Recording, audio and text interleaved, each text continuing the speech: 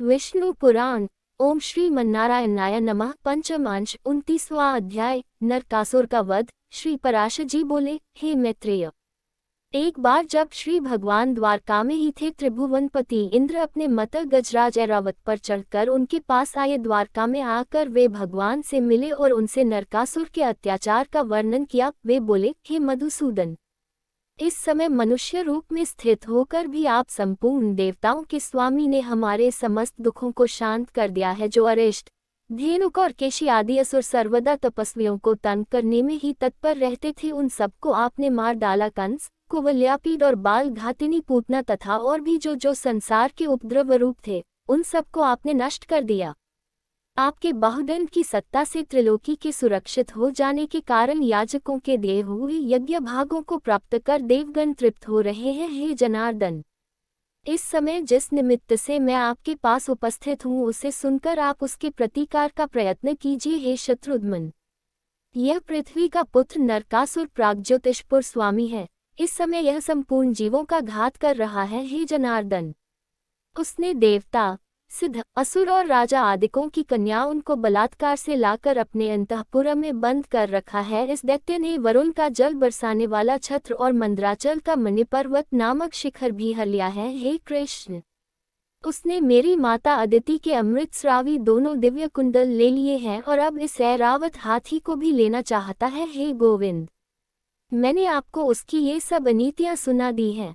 इनका जो प्रतिकार होना चाहिए वह आप स्वयं विचार ले। श्री पराशर जी बोले, इंद्र के ये वचन सुनकर श्री देवकीनंदन मुस्काए और इंद्र का हाथ पकड़कर अपने श्रेष्ठ आसन से उठे। फिर स्मरण करते ही उपस्थित हुए आकाशगामी गरुड़ पर सत्यभामा को चढ़ाकर स्वयं चढ़े और प्राग्ज्योतिषपुर को चले। तदनंतर इंद्र भी ऐरावत पर चढ़कर देवलोक को गए तथा भगवान कृष्णचंद्र सब द्वारका वासियों के देखते देखते नरकासुर को मारने चले गए। हे द्विजोत्तम, प्राग्ज्योतिषपुर के चारों ओर पृथ्वी 100 योजन तक मूढ़ दैत्य के बनाए हुए छुरे की धार के समान अति तीक्ष्ण पाशों से घिरी हुई थी। भगवान ने उन पाशों को सुदर्शन चक्र फेंककर काट डाला। फिर मूढ़ दैत्य भी सामना करने के लिए उठा, तब श्रीकेश्वर ने उसे भी मार डाला। तदनंतर श्रीहरि ने मूढ़ के 7,000 पुत्रों को भी अपने चक्र की धार रूप अग्नि में पतंग के समान भस्म कर दिया। हे द्विज, इस प्रकार मतिमान भगवान ने मूढ़, हयग्रीव एवं पंचजन आदि दैत्यों को मारकर बड़ी शीघ्रता से प्राग्ज्योतिषपुर में प्रवेश किया। वहां पहुंचकर भगवान का अधिक सेना वाले नरकासुर से युद्ध हुआ,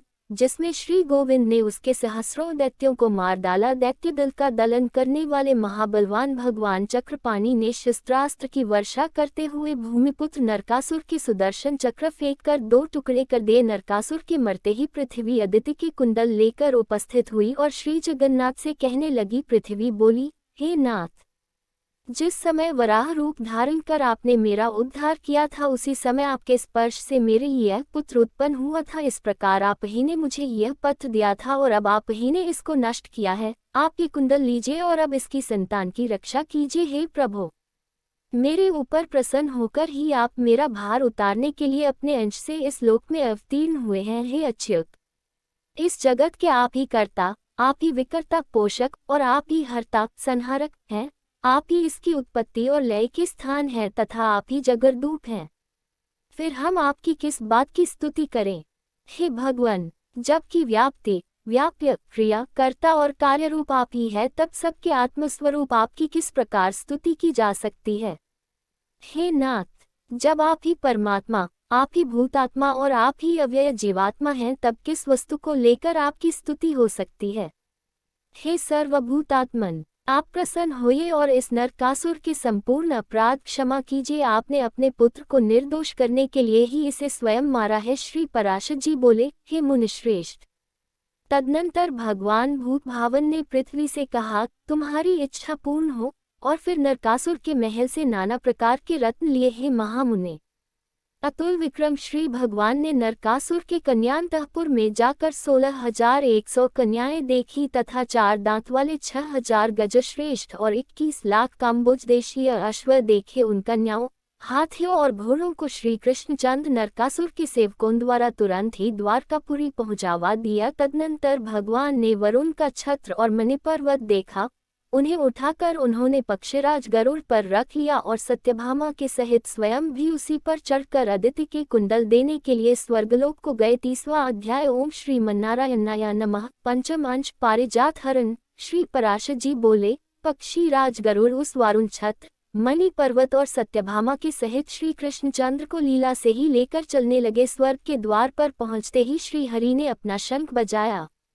उसका शब्द सुनते ही देवगण आधैर्य लेकर भगवान के सामने उपस्थित हुए। देवताओं से पूजित होकर श्री कृष्णचंद्र जी ने देवमाता अदिति के श्वेत मेघ शिखर के समान गृह में जाकर उनका दर्शन किया। तब श्री जनार्दन ने इंद्र के साथ देवमाता को प्रणाम कर उसके अत्युत्तम कुंडल दिए और उसे नरक वध का वृतांत सुनाया। तदनंतर जगत माता अदिति ने प्रसन्नतापूर्वक तन्मय होकर जगतधाता श्रीहरि की अव्यग्र भाव से स्तुति की। अदिति बोली, हे कमल नयन, हे भक्तों को अभय करने वाले, हे सनातन स्वरूप, हे सर्वात्मन, हे भूत स्वरूप, हे भूत भावन, आपको नमस्कार है। हे मन, बुद्धि और इंद्रियों के रचयिता, हे गुण स्वरूप, हे त्रिगुणातीत, हे निर्द्वंद्व, हे शुद्ध सत्व, हे अंतर्यामिन, आपको नमस्कार है। हे नाथ, आप श्वेत, दीर्घ आदि संपूर्ण कल्पनाओं से रहित हैं, जन्मादि विकारों से पृथक है तथा स्वप्नादि अवस्थात्रय से परे हैं, आपको नमस्कार है। हे अच्युत, संध्या, रात्रि, दिन, भूमि, आकाश, वायु, जल, अग्नि, मन, बुद्धि और अहंकार ये सब आप ही हैं। हे ईश्वर, आप ब्रह्मा, विष्णु और शिव नामक अपनी मूर्तियों से जगत की उत्पत्ति, स्थिति और नाश के कर्ता हैं तथा आप कर्ताओं के भी स्वामी हैं। देवता, दैत्य, यक्ष, राक्षस, सिद्धक, पन्नग, नाग, कुष्मांड, पिशाच, गंधर्व, मनुष्य, पशु, मृग, पतंग, सरीसृप, सांप, अनेकों वृक्ष, गुल्म और लताएं, समस्त तृण जातियां तथा स्थूल, मध्यम, सूक्ष्म और सूक्ष्म से भी सूक्ष्म जितने देह भेद पुर्गल परमाणु के आश्रित हैं, वे सब आप ही हैं। हे प्रभु, आपकी माया ही परमार्थ तत्व के न जानने वाले पुरुषों को मोहित करने वाली है, जिससे मूढ़ पुरुष अनात्मा में आत्मबुद्धि करके बंधन में पड़ जाते हैं। हे नाथ, पुरुष को जो अनात्मा में आत्मबुद्धि और मैं मेरा आदि भाव प्रायः उत्पन्न होते हैं, वह सब आपकी जगजननी माया का ही विलास है। हे नाथ, जो स्वधर्म परायण पुरुष आपकी आराधना करते हैं, वे अपने मोक्ष के लिए इस संपूर्ण माया को पार कर जाते हैं। ब्रह्मा आदि संपूर्ण देवगण तथा मनुष्य और पशु आदि सभी विष्णु माया रूप महान आवर्त में पड़कर मोहरूप अंधकार से आवृत हैं। हे भगवान, जन्म और मरण के चक्र में पड़े हुए ये पुरुष जीव के भव बंधन को नष्ट करने वाले आपकी आराधना करके भी जो नाना प्रकार की कामनाएं ही मांगते हैं, यह आपकी माया ही है। मैंने भी शत्रुपक्ष को पराजित करने के लिए पुत्रों की जय कामना से ही आपकी आराधना की थी, मोक्ष के लिए नहीं। यह भी आपकी माया का ही विलास है। पुण्यहीन पुरुषों को जो कल्पवृक्ष से भी कौपीन और आच्छादन वस्त्र मात्र की ही कामना होती है, यह उनका कर्म दोष जन्य अपराध ही है। हे अखिल जगन माया मोहकारी अव्यय प्रभु, आप प्रसन्न होइए और हे भूतेश्वर, मेरे ज्ञानाभिमान जनित अज्ञान को नष्ट कीजिए। हे चक्रपाणे, आपको नमस्कार है। हे शानगोधर, आपको नमस्कार है। हे गदाधर, आपको नमस्कार है। हे शंखपाणे, हे विष्णु, आपको बारंबार नमस्कार है। मैं स्थूल चिन्हों से प्रतीत होने वाले आपके इस रूप को ही देखती हूँ, आपके वास्तविक परस रूप को मैं नहीं जानती। हे परमेश्वर, आप प्रसन्न होइए। श्री पराशर जी बोले, अदिति द्वारा इस प्रकार स्तुति किए जाने पर भगवान विष्णु देवमाता से हंसकर बोले, हे देवी, तुम तो हमारी माता हो, तुम प्रसन्न होकर हमें वरदायिनी हो। अदिति बोली, हे पुरुष सिंह, तुम्हारी इच्छा पूर्ण हो, तुम मर्त्युलोक में संपूर्ण सुरासुरों से अजेय होंगे। श्री पराशर जी बोले, तदनंतर शक्र पत्नी शची के सहित कृष्ण प्रिया सत्यभामा ने अदिति को पुनः पुनः प्रणाम करके कहा, माता, आप प्रसन्न होइए। अदिति बोली, हे सुंदर भरिकुटी वाली, मेरी कृपा से तुझे कभी वृद्धावस्था या विरूपता व्याप्त न होगी। हे अनिंदितांगी, तेरा नवयौवन सदा स्थिर रहेगा। श्री पराशर जी बोले, तदनंतर अदिति की आज्ञा से देवराज ने अत्यंत आदर सत्कार के साथ श्री कृष्णचंद्र का पूजन किया, किंतु कल्पवृक्ष के पुष्पों से अलंकृता इंद्राणी ने सत्यभामा को मानुषी समझकर वे पुष्प न दिए। हे साधु श्रेष्ठ, तदनंतर सत्यभामा के सहित श्री कृष्णचंद्र ने भी देवताओं के नंदन आदि मनोहर उद्यानों को देखा। वहां पर केशिनी शूदन जगन्नाथ श्री कृष्ण ने सुगंधपूर्ण मंजरी पुंजधारी नित्याह्लादकारी ताम्रवर्ण वाले बाल पत्तों से सुशोभित अमृत मंथन के समय प्रकट हुआ तथा सुनहरी छाल वाला पारिजात वृक्ष देखा है द्विजोत्तम। उस अत्युत्तम वृक्षराज को देखकर परम प्रीतिवश सत्यभामा अति प्रसन्न हुई और श्री गोविंद से बोली, हे कृष्ण, इस वृक्ष को द्वारकापुरी क्यों नहीं ले चलते? यदि आपका यह वचन कि तुम ही मेरी अत्यंत प्रिया हो सत्य है तो मेरे गृहोद्यान में लगाने के लिए इस वृक्ष को ले चलिए। हे कृष्ण, आपने कई बार मुझसे यह प्रिय वाक्य कहा है कि हे सत्य, मुझे तू जितनी प्यारी है उतनी न जाम्बवती है और न रुक्मिणी ही। हे गोविंद, यदि आपका यह कथन सत्य है, केवल मुझे बहलाना ही नहीं है तो यह पारिजात वृक्ष मेरे गृह का भूषण हो। मेरी ऐसी इच्छा है कि मैं अपने केश कलापों में पारिजात पुष्प गूंथ कर अपनी अन्य सपत्नियों में सुशोभित हूँ। श्री पराशर जी बोले, सत्यभामा के इस प्रकार कहने पर श्री हरि ने हंसते हुए उस पारिजात वृक्ष को गरुड़ पर रख लिया। तब नंदनवन के रक्षकों ने कहा, हे गोविंद, देवराज इंद्र की पत्नी जो महारानी शची है, यह पारिजात वृक्ष उनकी संपत्ति है, आप इसका हरण न कीजिए। क्षीर समुद्र से उत्पन्न होने के अनंतर यह देवराज को दिया गया था। फिर हे महाभाग, देवराज ने कुतूहलवश इसे अपनी महिषी शची देवी को दे दिया है। समुद्र मंथन के समय शची को विभूषित करने के लिए ही देवताओं ने इसे उत्पन्न किया था। इसे लेकर आप कुशलपूर्वक नहीं जा सकेंगे। देवराज भी जिसका मुंह देखते रहते हैं, उस शची की संपत्ति इस पारिजात की इच्छा आप मूर्खता ही से करते हैं। इसे लेकर भला कौन सा कुशल जा सकता है? हे कृष्ण, देवराज इंद्र इस वृक्ष का बदला चुकाने के लिए अवश्य ही वज्र लेकर उद्यत होंगे और फिर देवगण भी अवश्य ही उनका अनुगमन करेंगे। अतः हे अच्युत, समस्त देवताओं के साथ रार बढ़ाने से आपका कोई लाभ नहीं, क्योंकि जिस कर्म का परिणाम कटु होता है पंडितजन उसे अच्छा नहीं कहते। श्री पराशर जी बोले, उद्यान रक्षकों के इस प्रकार कहने पर सत्यभामा ने अत्यंत क्रुद्ध होकर कहा, शची अथवा देवराज इंद्र ही इस पारिजात के कौन होते हैं? यदि यह अमृत मंथन के समय उत्पन्न हुआ है तो सबकी समान संपत्ति है, अकेला इंद्र ही इसे कैसे ले सकता है? अरे वनवृक्ष को जिस प्रकार समुद्र से उत्पन्न हुए मदिरा, चंद्रमा और लक्ष्मी का सब लोग समानता से भोग करते हैं, उसी प्रकार पारिजात वृक्ष भी सभी की संपत्ति है। यदि पति के बाहुबल से गर्विता होकर शची ने ही इस पर अपना अधिकार जमा रखा है तो उससे कहना कि सत्यभामा उस वृक्ष को हरण कराकर लिए जाती है। तुम्हें क्षमा करने की आवश्यकता नहीं है। अरे मालियो, तुम तुरंत जाकर मेरे ये शब्द शची से कहो कि सत्यभामा अत्यंत गर्वपूर्वक कड़े अक्षरों में यह कहती है कि यदि तुम अपने पति को अत्यंत प्यारी हो और वे तुम्हारे वशीभूत हैं तो मेरे पति को पारिजात हरण करने से रोके। मैं तुम्हारे पति शक्र को जानती हूँ और यह भी जानती हूँ कि वे देवताओं के स्वामी हैं, तथापि मैं मानवी ही तुम्हारे इस पारिजात वृक्ष के लिए जाती हूँ। श्री पराशर जी बोले, सत्यभामा के इस प्रकार कहने पर वनरक्षकों ने शची के पास जाकर उससे संपूर्ण वृतांत ज्यों का त्यों कह दिया। यह सब सुनकर शची ने अपने पति देवराज इंद्र को उत्साहित किया, हे द्विजोत्तम। तब देवराज इंद्र पारिजात वृक्ष को छुड़ाने के लिए संपूर्ण देवसेना के सहित श्रीहरि से लड़ने के लिए चले। जिस समय इंद्र ने अपने हाथ में वज्र लिया उसी समय संपूर्ण देवगण परिधि, निस्त्रिंज, गदा और शूल आदि अस्त्र शस्त्रों से सुसज्जित हो गए। तदनंतर देवसेना से घिरे हुए ऐरावत रूढ़ इंद्र युद्ध के लिए उद्यत देख श्री गोविंद ने संपूर्ण दिशाओं को शब्दायमान करते हुए शंख ध्वनि की और हजारों लाखों तीखे बाण छोड़े। इस प्रकार संपूर्ण दिशाओं और आकाश को सैकड़ों बाणों से पूर्ण देख देवताओं ने अनेकों अस्त्र शस्त्र छोड़े। त्रिलोकी के स्वामी श्री मधुसूदन ने देवताओं के छोड़े हुए प्रत्येक अस्त्र शस्त्र के लीला से ही हजारों टुकड़े कर दिए। सर्पाहारी गरुड़ ने जलाधिपति वरुण के पाश को खींचकर अपनी चोंच से सर्प के बच्चे के समान उसके कितने ही टुकड़े कर डाले। श्रीदेव की नंदन ने यम के फेंके हुए दंड को अपनी गदा से खंड खंड कर पृथ्वी पर गिरा दिया। कुबेर के विमान को भगवान ने सुदर्शन चक्र द्वारा तिल तिल कर डाला और सूर्य को अपनी तेजों में दृष्टि से देखकर ही निस्तेज कर दिया। तदनंतर भगवान ने बाण बरसाकर अग्नि को शीतल कर दिया और वसुओं को दिशा विदिशाओं में भगा दिया तथा अपने चक्र त्रिशूलों की नोक काटकर रुद्रगण को पृथ्वी पर गिरा दिया। भगवान के चलाए हुए बाणों से साध्यगण,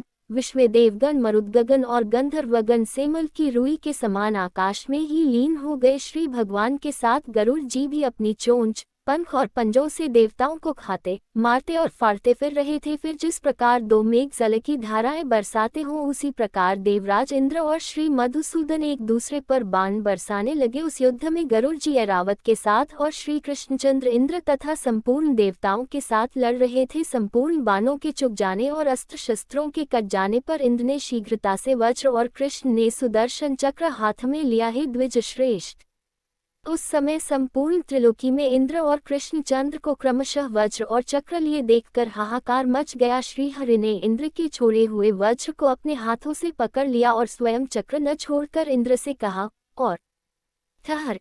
इस प्रकार वज्र छिन जाने और अपने वाहन ऐरावत के गरुड़ द्वारा क्षत विक्षत हो जाने के कारण भागते हुए वीर इंद्र से सत्यभामा ने कहा, हे त्रैलोकेश्वर, तुम शची के पति हो, तुम्हें इस प्रकार युद्ध में पीठ दिखलाना उचित नहीं है। तुम भागो मत। पारिजात पुष्पों की माला से विभूषिता होकर शची शीघ्र ही तुम्हारे पास आवेगी। अब प्रेमवश अपने पास आई हुई शची को पहले की भांति पारिजात पुष्प की माला से अलंकृत न देखकर तुम्हें देवराजत्व का क्या सुख होगा। हे शुक्र, अब तुम्हें अधिक प्रयास करने की आवश्यकता नहीं है। तुम संकोच मत करो, इस पारिजात वृक्ष को ले जाओ। इसे पाकर देवगण संताप रहित हों। अपने पति के बाहुबली से अत्यंत गर्वित शची ने अपने घर जाने पर भी मुझे कुछ अधिक सम्मान की दृष्टि से नहीं देखा था। स्त्री होने से मेरा चित्त भी अधिक गंभीर नहीं है, इसलिए मैंने भी अपने पति का गौरव प्रकट करने के लिए ही तुमसे यह लड़ाई ठानी थी। मुझे दूसरे की संपत्ति इस पारिजात को ले जाने की क्या आवश्यकता है। शची अपने रूप और पति के कारण गर्विता है, तो ऐसी कौन सी स्त्री है जो इस प्रकार गर्वीली न हो। श्री पराशर जी बोले, हे द्विज, सत्यभामा के इस प्रकार कहने पर देवराज लौट आए और बोले, हे क्रोधिते, मैं तुम्हारा सुहृद हूँ, अतः मेरे लिए ऐसी वैमनस्य बढ़ाने वाली उक्तियों के विस्तार करने का कोई प्रयोजन नहीं है। जो संपूर्ण जगत की उत्पत्ति, स्थिति और संहार करने वाले हैं, उन विश्व रूप प्रभु से पराजित होने में भी मुझे कोई संकोच नहीं है। जिस आदि और मध्यरहित प्रभु से यह संपूर्ण जगत उत्पन्न हुआ है, जिसमें यह स्थित है और फिर जिसमें लीन होकर अंत में यह न रहेगा। हे देवी, जगत की उत्पत्ति, प्रलय और पालन के कारण उस परमात्मा से ही परास्त होने में मुझे कैसे लज्जा हो सकती है, जिसकी अत्यंत अल्प और सूक्ष्म मूर्ति को, जो संपूर्ण जगत को उत्पन्न करने वाली है, संपूर्ण वेदों को जाने वाले अन्य पुरुष भी नहीं जान पाते, तथा जिसने जगत के उपकार के लिए अपनी इच्छा से ही मनुष्य रूप धारण किया है, उस अजन्मा, अकर्ता और नित्य ईश्वर को जीतने में कौन समर्थ है। 31वां ओम श्रीमन्नारायणाय नमः। पंचम अंश, भगवान का द्वारकापुरी लौटना और 16,100 कन्याओं से विवाह करना। श्री पराशर जी बोले, हे द्विजोत्तम, इंद्र ने जब इस प्रकार स्तुति की तो भगवान कृष्णचंद्र गंभीर भाव से हंसते हुए इस प्रकार बोले। श्री कृष्ण जी बोले, हे जगतपते, आप देवराज इंद्र हैं और हम मरणधर्मा मनुष्य हैं। हमने आपका जो अपराध किया है उससे आप क्षमा करें। इस पारिजात वृक्ष को इसके योग्य स्थान नंदनवन को ले जाइए। हे शक्र, मैंने तो इसे सत्यभामा की बात रखने के लिए ही ले लिया था, और आपने जो वज्र फेंका था उसे भी ले लीजिए, क्योंकि हे शक्र, यह शत्रु उनको नष्ट करने वाला शस्त्र आप ही का है। इंद्र बोले, हे ईश, मैं मनुष्य हूँ, ऐसा कह मुझे क्यों मोहित करते हैं। हे भगवान, मैं तो आपके इस सगुण स्वरूप को ही जानता है, हम आपके सूक्ष्म स्वरूप को जानने वाले नहीं हैं। हे नाथ, आप जो है वही है, हम तो इतना ही जानते हैं कि हे दैत्यदलन, आप लोक रक्षा में तत्पर हैं और इस संसार के कांटों को निकाल रहे हैं। हे कृष्ण, इस पारिजात वृक्ष को आप द्वारकापुरी ले जाइए। जिस समय आप मृत्युलोक छोड़ देंगे, उस समय यह भूलोक में नहीं रहेगा। हे देव, हे जगन्नाथ, हे कृष्ण, हे कृष्णो, हे महाबाहो, हे शंख चक्रगदा पाने, मेरी इस धृष्टता को क्षमा कीजिए। श्री पराशर जी बोले, तदनंतर श्रीहरि देवराज से, तुम्हारी जैसी इच्छा है वैसा ही सही, ऐसा कहकर सिद्ध गंधर्व और देवर्षिगण से स्तुत हो भूलोक में चले आए। हे द्विज, द्वारकापुरी के ऊपर पहुंचकर श्री कृष्णचंद्र ने अपने आने की सूचना देते हुए शंख बजाकर द्वारका वासियों को आनंदित किया। तदनंतर सत्यभामा के सहित गरुड़ से उतरकर उस पारिजात महावृक्ष को सत्यभामा के ग्रहोद्यान में लगा दिया, जिसके पास आकर सब मनुष्यों को अपने पूर्व जन्म का स्मरण हो आता है और जिसके पुष्पों से निकली हुई गंध से 3 योजन तक पृथ्वी सुगंधित रहती है। यादवों ने उस वृक्ष के पास जाकर अपना मुख देखा तो उन्हें अपना शरीर अमानुष दिखलाई दिया। तदनंतर महामती श्री कृष्णचंद्र ने नरकासुर के सेवकों द्वारा लाए हुए हाथी, घोड़े आदि धन को अपने बंधु बांधवों में बांट दिया और नरकासुर की हरण करके लाई हुई कन्याओं को स्वयं ले लिया। शुभ समय प्राप्त होने पर श्री जनार्दन ने उन समस्त कन्याओं के साथ, जिन्हें नरकासुर बलात्कार से हर लाया था, विवाह किया है। महामुने श्री गोविंद ने एक ही समय पृथक पृथक भवनों में उन सब के साथ विधिवत धर्मपूर्वक पानी ग्रहण किया। वे 16,100 स्त्रियां थीं। उन सब के साथ पानी ग्रहण करते समय श्री मधुसूदन ने इतने ही रूप बना लिए हैं मैत्रेय। परंतु उस समय प्रत्येक कन्या भगवान ने मेरा ही पानी ग्रहण किया है, इस प्रकार उन्हें एक ही समझ रही थी। हे विप्र, जगत सृष्टा विश्वरूपधारी श्रीहरि रात्रि के समय उन सभी के घरों में रहते थे। 32वां अध्याय। ओम श्री मन्नारायणाय नमः। पंचमांश। उषा चरित्र। श्री पराशर जी बोले, रुक्मिणी के गर्भ से उत्पन्न हुए भगवान के प्रद्युम्न आदि पुत्रों का वर्णन हम पहले ही कर चुके हैं। सत्यभामा ने भानु और भौमिरिक आदि को जन्म दिया। श्रीहरि के रोहिणी के गर्भ से दीप्तिमान और ताम्रपक्ष आदि तथा जाम्बवती से बलशाली सांब आदि पुत्र हुए। नागनजती सत्या से महाबली भद्रविंद आदि और शैव्या माद्री से वृक आदि, लक्ष्मणा से गात्रवान आदि तथा कालिंदी से श्रुत आदि पुत्रों का जन्म हुआ। इसी प्रकार भगवान के अन्य स्त्रियों के भी 8,888,800 पुत्र हुए। इस सब पुत्रों में रुक्मिणी नंदन प्रद्युम्न सबसे बड़े थे। प्रद्युम्न से अनिरुद्ध का जन्म हुआ और अनिरुद्ध से वज्र उत्पन्न हुआ है। द्विजोतम महाबली अनिरुद्ध युद्ध में किसी से रोके नहीं जा सकते थे। उन्होंने बलि की पौत्री एवं बानासुर की पुत्री उषा से विवाह किया था। उस विवाह में श्रीहरि और भगवान शंकर का घोर युद्ध हुआ था और श्री कृष्णचंद्र ने बानासुर की सहस्र भुजाएं काट डाली थी। श्री मैत्रेय जी बोले, हे ब्राह्मण, उषा के लिए श्री महादेव और कृष्ण का युद्ध क्यों हुआ और श्रीहरि ने बानासुर की भुजाएं क्यों काट डाली? हे महाभाग, आप मुझसे यह संपूर्ण वृतांत कहिए। मुझे श्री हरि की यह कथा सुनने का बड़ा कुतूहल हो रहा है। श्री पराशर जी बोले, हे विप्र, एक बार बानासुर की पुत्री उषा ने श्री शंकर के साथ पार्वती को क्रीड़ा करती देख स्वयं भी अपने पति के साथ रमण करने की इच्छा की। तब सर्वांतर्यामिनी श्री पार्वती जी ने उस सुकुमारी से कहा, तू अधिक संतप्त मत हो, ये था समय तू भी अपने पति के साथ रमण करेगी। पार्वती जी के ऐसा कहने पर उषा ने मन ही मन यह सोचकर कि न जाने ऐसा कब होगा और मेरा पति भी कौन होगा, इस संबंध में पार्वती जी से पूछा। तब पार्वती जी ने उससे फिर कहा। पार्वती जी बोली, है राजपुत्री, वैशाख शुक्ल द्वादशी की रात्रि को जो पुरुष स्वप्न में तुझसे हठात संभोग करेगा वही तेरा पति होगा। श्री पराशर जी बोले, तदनंतर उसी तिथि को उषा की स्वप्नावस्था में किसी पुरुष ने उससे, जैसा श्री पार्वती देवी ने कहा था, उसी प्रकार संभोग किया और उसका भी उसमें अनुराग हो गया है। मैत्रेय, तब स्वप्न से जगने पर जब उसने उस पुरुष को न देखा तो वह उसे देखने के लिए अत्यंत उत्सुक होकर अपनी सखी की ओर लक्ष्य करके निर्लज्जता पूर्वक कहने लगी, हे नाथ, आप कहाँ चले गए? बानासुर के मंत्री कुंभांड था, उसकी चित्रलेखा नाम की पुत्री थी, वह उषा की सखी थी। उषा का यह प्रलाप सुनकर उसने पूछा, यह तुम किसके विषय में कह रही हो? किंतु जब लज्जावश उषा ने उसे कुछ भी न बतलाया तब चित्रलेखा ने सब बात गुप्त रखने का विश्वास दिलाकर उषा से सब वृतांत कहला लिया। चित्रलेखा के सब बात जान लेने पर उषा ने जो कुछ और पार्वती जी ने कहा था वह भी उसे सुना दिया और कहा कि अब जिस प्रकार उसका पुनः समागम हो वही उपाय करो। चित्रलेखा ने कहा, हे प्रिय, तुमने जिस पुरुष को देखा है उसे तो जानना भी बहुत कठिन है, फिर उसे बतलाना कि पाना कैसे हो सकता है।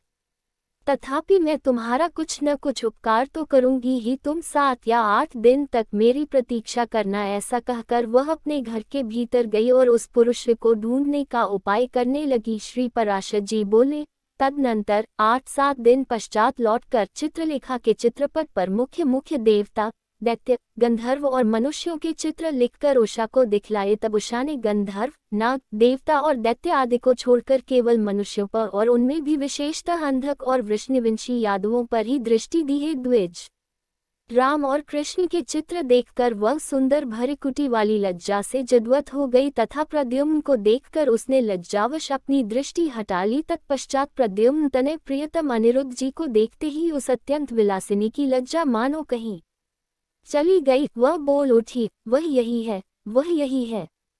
उसके इस प्रकार कहने पर योगगामिनी चित्रलेखा ने उस बानासुर की कन्या से कहा। चित्रलेखा बोली, देवी ने प्रसन्न होकर यह कृष्ण का पौत्र ही तेरा पति निश्चित किया है। इसका नाम अनिरुद्ध है और यह अपनी सुंदरता के लिए प्रसिद्ध है। यदि तुझको यह पति मिल गया तब तो तूने मानो सभी कुछ पा लिया, किंतु कृष्णचंद्र द्वारा सुरक्षित द्वारकापुरी में पहले प्रवेश ही करना कठिन है। तथापि हे सखी, किसी उपाय से मैं तेरे पति को लाऊंगी ही। तू इस गुप्त रहस्य को किसी से भी न कहना, मैं शीघ्र ही आऊंगी। इतनी देर तू मेरे वियोग को सहन कर। अपनी सखी उषा को इस प्रकार ढाढ़स बंधा कर चित्रलेखा द्वारकापुरी की गई। अध्याय ओम श्रीमन्नारायणाय नमः। पंचम अंश। श्री कृष्ण और बानासुर का युद्ध। श्री पराशर जी बोले, हे मैत्रेय, एक बार बानासुर ने भी भगवान त्रिलोचन को प्रणाम करके कहा था कि हे देव, बिना युद्ध के इन 1000 भुजाओं से मुझे बड़ा ही खेद हो रहा है। क्या कभी मेरी इन भुजाओं को सफल करने वाला युद्ध होगा? भला बिना युद्ध के इन भार रूप भुजाओं से मुझे लाभ ही क्या है?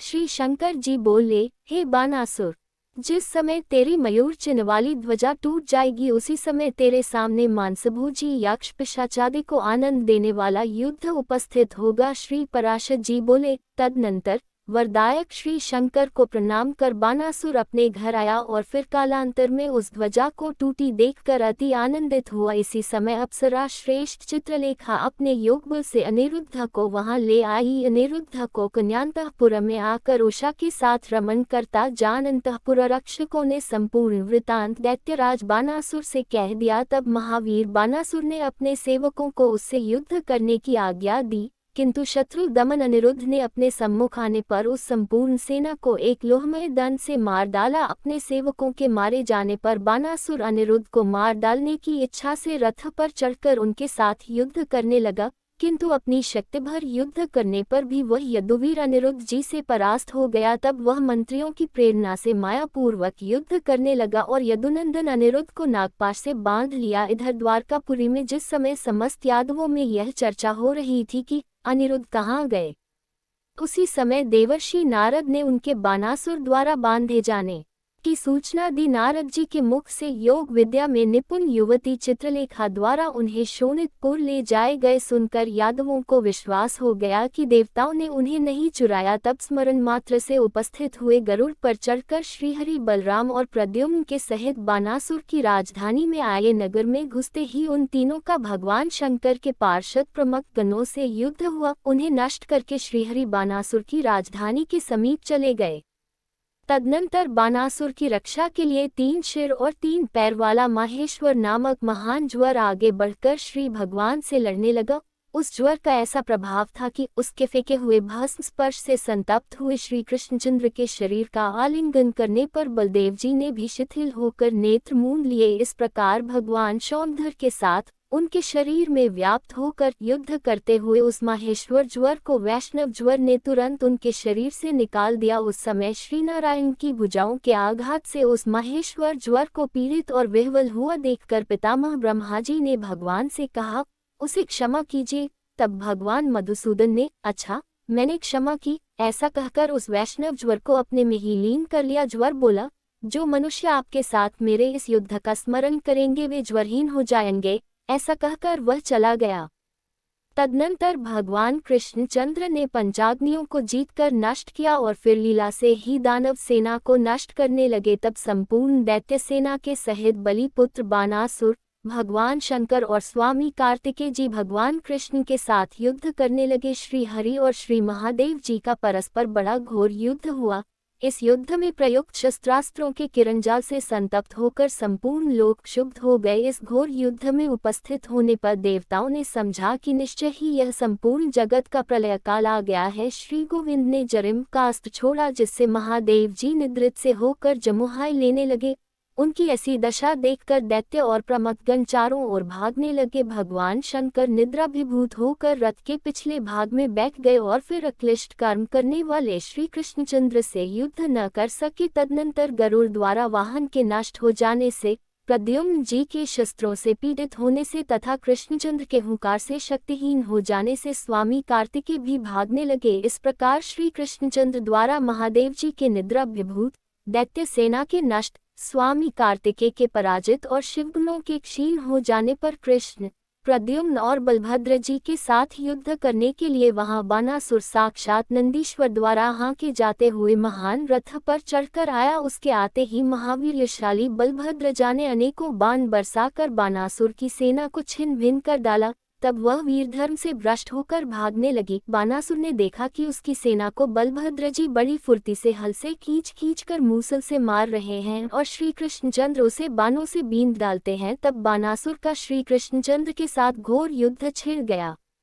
वे दोनों परस्पर कवच भेदी बाण छोड़ने लगे, परंतु भगवान कृष्ण ने बानासुर के छोड़े हुए तीखे बाणों को अपने बाणों से काट डाला और फिर बानासुर कृष्ण को तथा कृष्ण बानासुर को बींधने लगे। हे द्विज, उस समय परस्पर चोट करने वाले बानासुर और कृष्ण दोनों ही विजय की इच्छा से निरंतर शीघ्रतापूर्वक अस्त्र शस्त्र छोड़ने लगे। अंत में समस्त बाणों के छिन्न और संपूर्ण अस्त्र शस्त्र के निष्फल हो जाने पर श्री हरि ने बानासुर को मार डालने का विचार किया। तब दैत्य मंडल के शत्रु भगवान कृष्ण ने सैकड़ों सूर्यों के समान प्रकाशमान अपने सुदर्शन चक्र को हाथ में ले लिया। जिस समय भगवान मधुसूदन बानासुर को मारने के लिए चक्र छोड़ना ही चाहते थे, उसी समय दैत्यों की विद्या मंत्रमयी कुलदेवी कोटरी भगवान के सामने नम्रावस्था में उपस्थित हुई। उसे देखते ही भगवान ने नेत्र मूंद लिए और बानासुर को लक्ष्य करके उस शत्रु की भुजा उनकेवन को काटने के लिए सुदर्शन चक्र छोड़ा। भगवान अच्युत के द्वारा प्रेरित उस चक्र ने दैत्यों के छोड़े हुए अस्त्र समूह को काटकर क्रमशः बानासुर की भुजाओं को काट डाला, केवल 2 भुजाएं छोड़ दी। तब त्रिपुरशत्रु भगवान शंकर जान गए कि श्री मधुसूदन बानासुर के बाहुवन को काटकर अपने हाथ में आए हुए चक्र को उसका वध करने के लिए फिर छोड़ना चाहते हैं। अतः बानासुर को अपने खंडित